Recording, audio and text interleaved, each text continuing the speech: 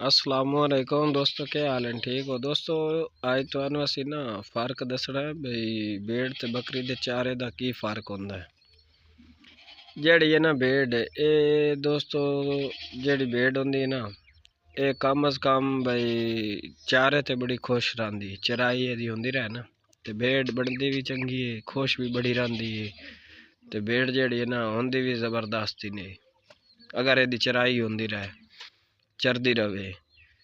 ते जेड़ी बकरी है ना, ये टोक वाला माल, यानी कि टोक के खावन वाला, चाहे पट्ठा खावे टोक के खासी, चाहे कोई दरख्त है, यदि जेड़ी फितरत है या नेचर है वो यही है कि टोक के खावन दी। एक लोग नन में ना देसी की कर दे, वो एक लैन दे टीणी कट के एवं टोक के खांदी रहसेन, तो बड़ी खुश खुश रहसेन, बड़ी फिट रहसेन, बड़े शौक न टुक से खासेन।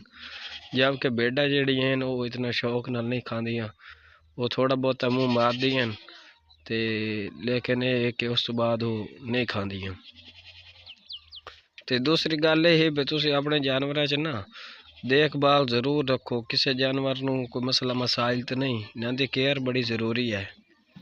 और उसकी सब तो वड्डी चीज़ ये है बई साडे कोल एक बकरी है दो, वो सर्दियों च पानी नहीं पींदियां पईयां। ते जेड़ा जानवर पानी नहीं पींदा, चाहे वो दुध वाला है या गोश्त वाला है, उन्हें खुश्की पैदा हो जाती और खुश्की दे नाल ही वो जेड़ा ना